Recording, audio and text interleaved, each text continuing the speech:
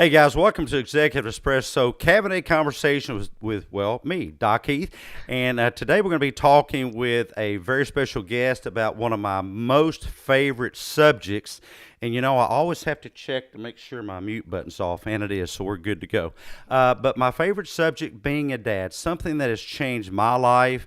And for you fathers out there, I know that it has changed yours. And Paul Banas is here today, and he is the publisher of Great Dad, the curator of greatdad.com. Go check out his website. He's also the publisher of Pregnancy Magazine. Gosh, that's how you get to be a dad. And its sister website, pregnancy-magazine.com.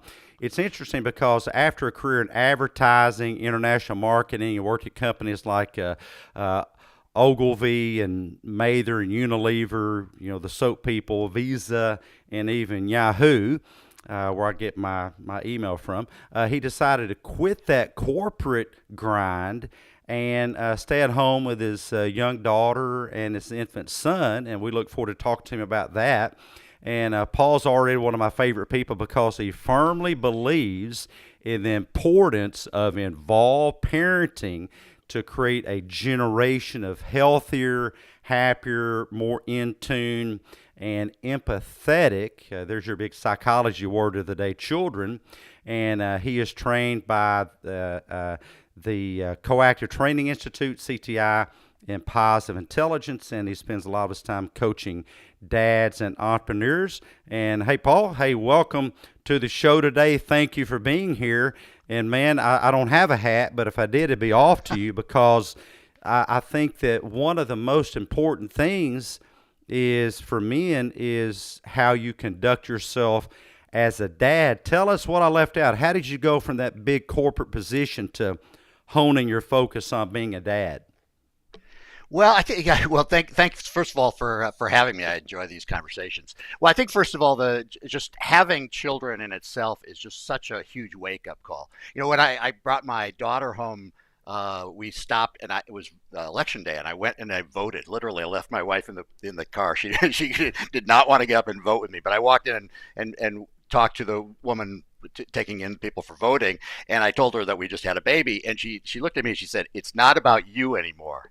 And boy, that is the difference between that, the day before and the day after. Suddenly, all the focus of your life changes, and you really realize the length of the human experience, your position in time, your role as legacy, and to some small degree the impact that you have in the world. So yeah, that's the big change. Well, and I would hope that that's the way it works, but I'm in the psychology field, and so I do therapy all day long.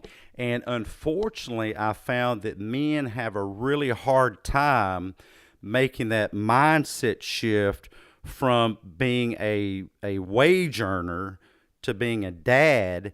And I'll get on camera here, they often, it's a hard balance. I mean, how did you develop that balance for yourself, shifting that mindset? Well, I think some of that I was lucky or unlucky. I don't know what the what the answer is, but I had children relatively late in life, so I was already 40 years old.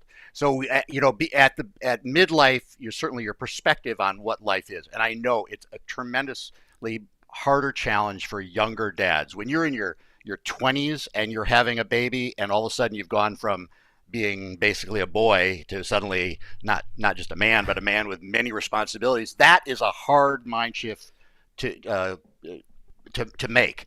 And I give kudos to a lot of people. I think that's a lot of why I do this work, is really to support men in this, to help broaden this understanding that it is a mind shift change that you have to do, that you have to make, and that part of being a dad is being an involved dad. That means kind of setting aside some of the things of the past, and to the extent that you can plan a pregnancy, don't have a baby until you're ready, ideally. I was just thinking before we came on the air about some of my custody cases. And it shocks me that, and this is, I really hate to say this because I'm a dad, but as I heard a minister say one time, My job is to comfort the afflicted and to afflict the comfortable. And we have so many dads out there that they're just so comfortable that they don't realize how important this is. And with my custody cases, I often find dads really don't think much about being a custodian of their children until they're in a conflict or a divorce with their wife. And I've asked these dads, you want custody? Why do you want custody now? Your time of wanting custody was way back then when that child was first a glimmer in your imagination. And being a dad or dadding, I think, comes not certainly just at birth. My dad had a thing himself where I don't know. It was almost he didn't think he was valuable in the interaction with a child until the child could engage him back. So he wasn't a baby holder. He wasn't a get in the floor and that kind of thing until my son came along, and then he would get in the floor. But dad, you're valuable as a dad way even before the moment of conception. I think you start becoming a dad when you first start thinking about being a dad. Now, on that point, you talk about some stages of fatherhood. Talk to us about that a little bit.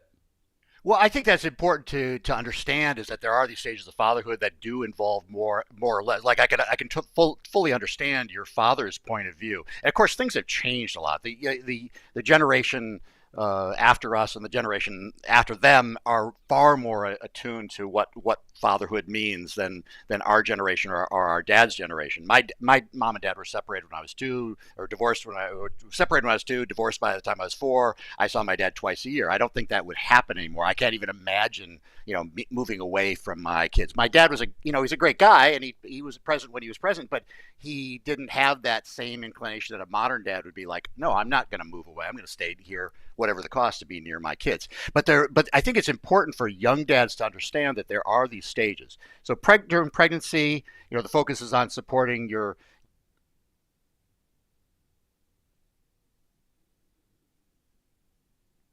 Oops, and we had a pause there in Paul's connection, but hopefully the feed will catch back up. Stick with us.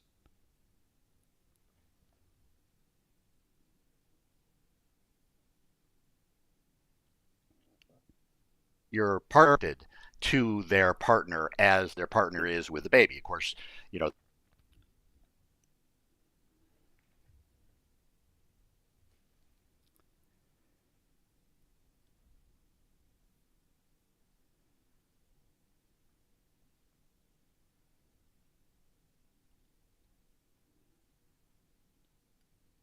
Sorry, folks, we're having a few technical difficulties connecting here, but bear with us.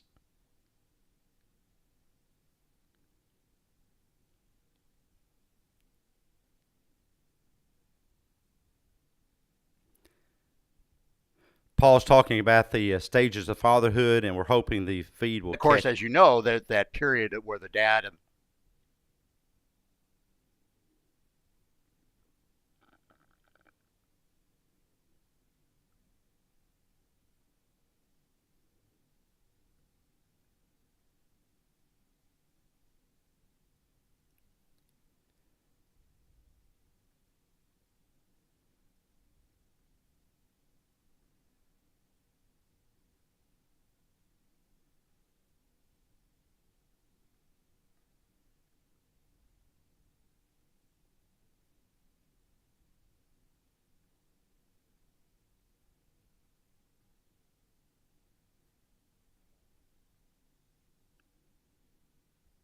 We're trying to get Paul back, having a few technical difficulties. Bear with us.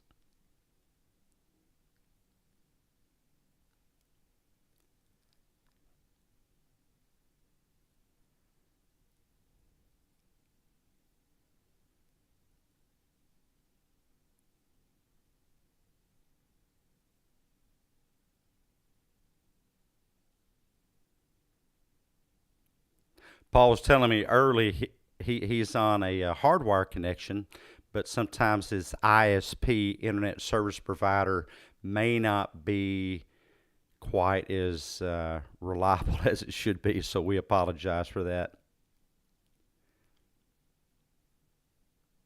Hopefully, you guys are getting my feed. We're here today with Paul Banas talking about the importance of fatherhood and how we need to invest our energy in one of the greatest things in life, if not, well, the greatest, and that is the welfare, connection, training up of our children. And Dad, you have a key, important role in that. It's not all about mom. Moms are important, but it's not a 50-50 proposition. It is a look at effectiveness level, 100% from mom, but also 100% from dad. It's something that can't be sliced and diced up. We need 100% effort and attention from mom, but also 100% attention and effort from dad. And bear with us. We're trying to get Paul back. We'll see if we can get him back on.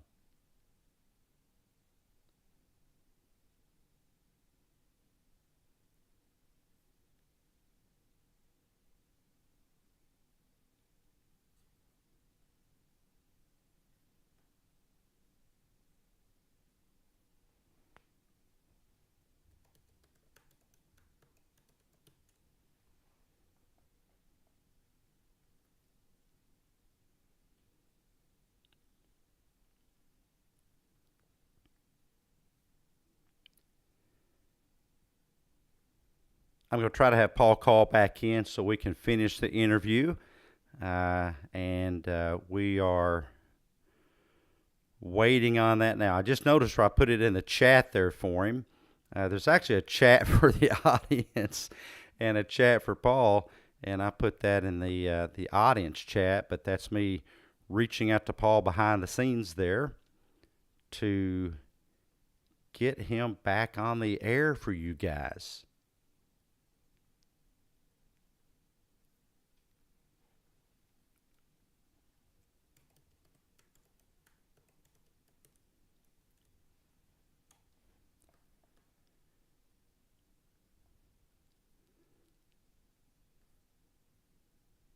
And we apologize. We're having these technical difficulties with the internet service provider streaming. I reduced the stream size from high definition to lo-fi to see if that would help.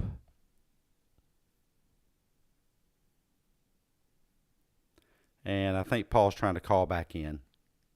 Let's give it a shot. Hey, here we go. Hey, Paul. Hey, you're back on. You were in the. Sorry about that. I don't. This must be the weather. Yeah, it must be. That's okay. You were talking about the stages of fatherhood. Yeah, so the stages of fatherhood, I don't know how far I got into that, but what I was saying is that during pregnancy, you try to be as supportive as you possibly can to your partner. You know, you try to be empathetic, but obviously you don't know what's going on. You've read a lot, but getting into that mindset of a woman is completely different. You can kind of feel her, the feeling of that exasperation she has, especially at the end. And then the baby comes, and there's all this excitement, and you're focused on that. The diaper change, the feedings, and all the rest. But then there's a 2-year period there where you feel your responsibility for the baby, but you don't feel the same emotional bond that the mom does. The mom has had that physical connection for 9 months beforehand. And I say that to men all the time. Good. Mothers have a head start on us because how much more intimately connected can you get other than the umbilical cord? So that's a 9-month head start from the starting line, and but I think there's ways dads can catch up. Yeah, I think dads can catch up to the extent where they can do that kind of physical bonding, holding the baby on their chest, carrying the baby around, being close to the baby, participating in the feedings and the changing and all the rest. But I do think that there is a switch that's flipped right around the 2-year mark that changes things dramatically for the involved dad.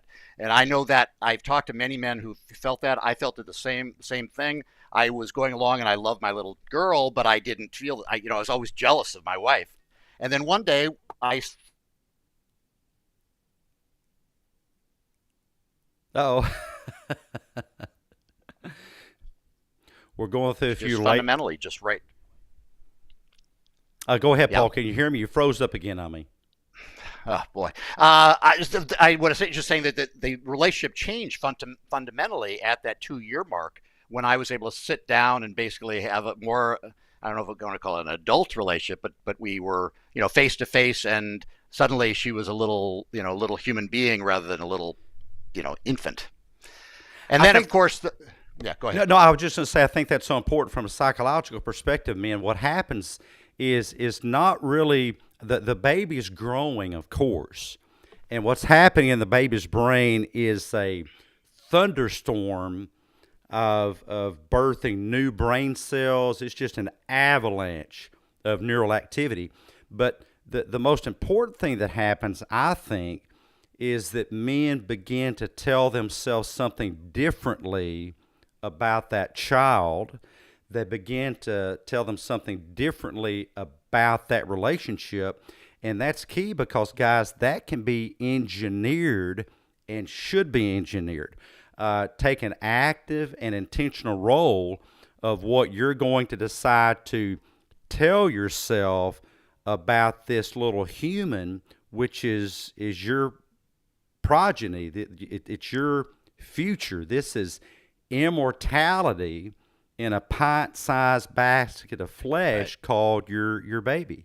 So meaning is based in thought process, and motivation is built on the back of meaning. And then you do something often enough, and of course there's discipline. There's a big conversation about that. But be very intentional with what you tell yourself about that child. Yeah, I think that's really good. That's good advice. I mean, that's kind of what I talk about all the time is being it's kind of an overused buzzword in psychology now, is this intentionality, but it does sum up kind of that trying to be present in every moment, trying to understand the broader perspective, but also being in the moment with your child, whether the child is a baby or later on when they're a toddler and a What it's grown. almost I don't know, what do you call baby language, babyese or whatever, and it's really a back and forth communication. So dads often think that it's I don't know. I guess they think it may be a waste of time if they're not building pyramids or something with their kid, you know. But everything's important. Getting in the floor is connecting. Playing with a rattle is connecting.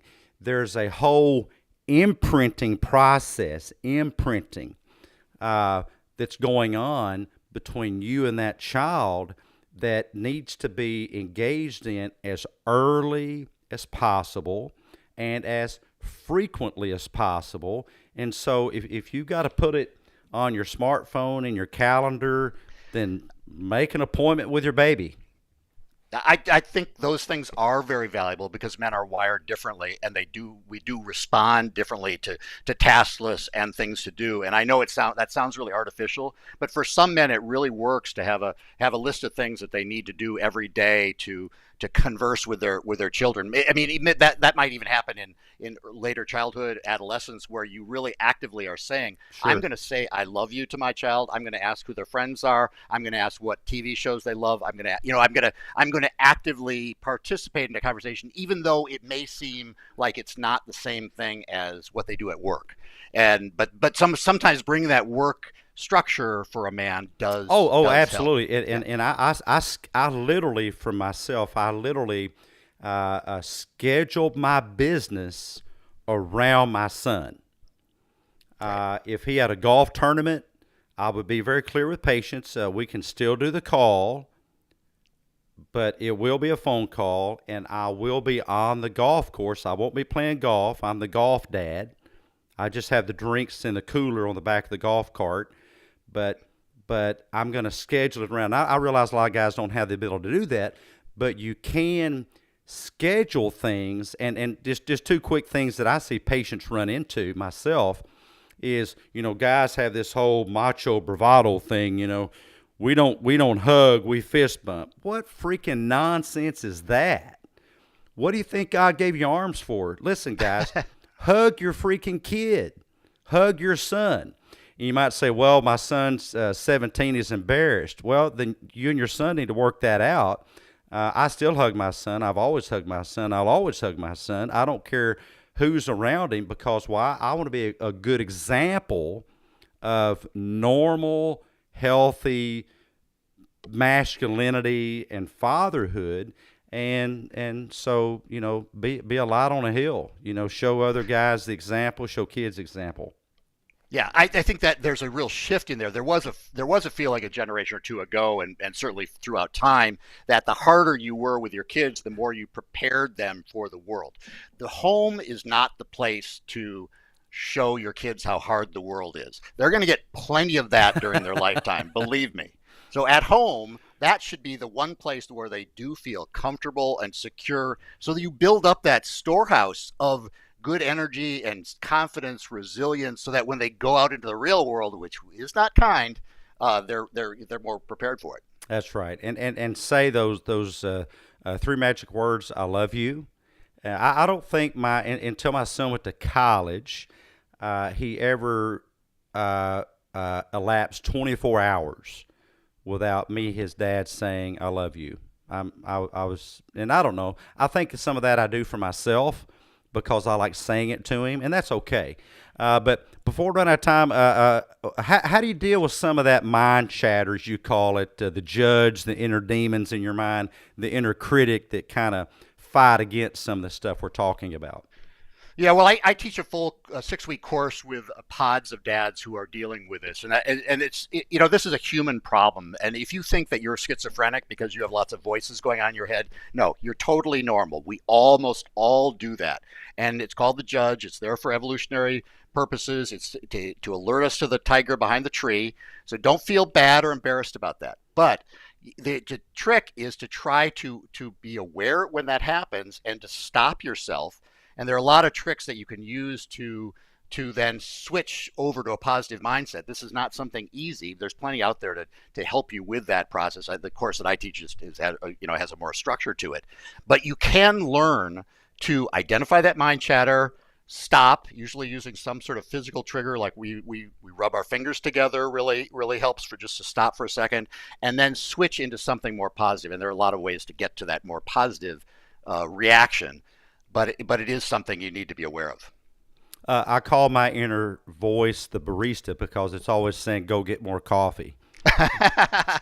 So that's a good kind of inner voice. Yeah, that's right. Yeah, we all have that, and I say that the brain creates thoughts the way blizzards create snowflakes, and it's up to us to decide to select out a thought and evaluate it. What am I going to do with this?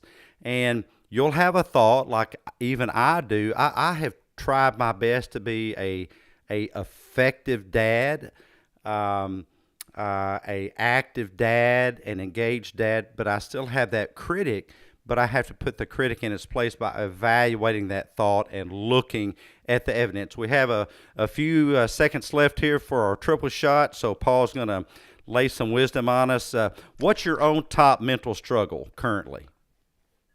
Trying to do too much. I just have too many projects. I'm really actively involved in this. I'm actively doing the coaching. I've got 3 men's groups, one for positive intelligence, one doing a course called The Intentional Father, and then I also have a course about finding meaning after 55, when your kids have left the nest and your career is changing and you're looking for what brings meaning. So I've got a lot of things going on. You know, that third one, that's why I do this. I had to find a way to invest my time after that vacancy of my son going off to college. What's your current best mindset hack?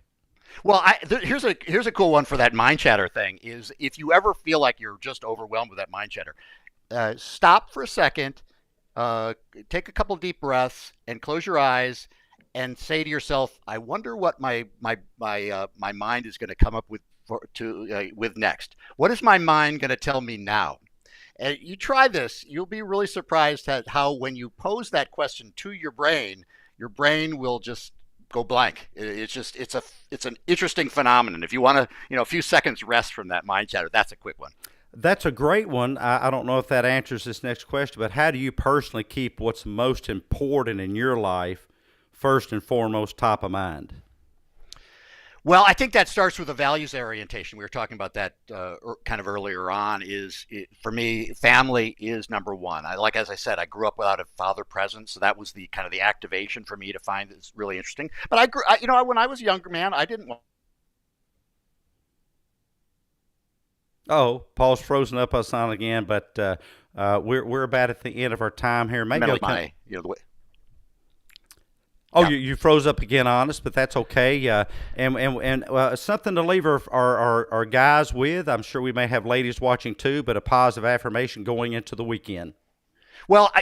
Gratitude is one of the quickest ways too of changing your mindset and learning how to be grateful for all the wonderful things that the world has given us. A blue sky, a puppy on the street, if you're lucky enough to have a baby around. There are a million things in your day that are something to be grateful. And gratitude is one of the ways to stay present in the moment. So if you can try to develop a practice of gratitude, start the day with a positive affirmation, end the day with something that you're grateful for the day, I guarantee that will change your mindset and lead you to And better it'll work. change your kids' lives if you will let them see you do it, teach them how to do it, invite them to join in with you in doing it. Paul, how can folks get in touch with you? You can find me at greatdad.com/coaching. You can find my positive intelligence course at greatdad.com/PQ. And also for your listeners, I have a course on gratitude that I mentioned. It's at greatdad.com/gratitude. It's usually $39. It's $1 for your listeners if they enter the code podcast1. Podcast So one. yeah, it's You a guys go there and check it out. 5 week class. 5 week class. You'll get a lot out of it, I guarantee. Hey, thank everybody for joining us. Thank you for sticking with us through the tech difficulties. Share this out to a dad that could use some positive mental nutrition. We'll be back with another guest at the top of the hour. And Paul, thank you for all the work you do. Keep it up. Thank you.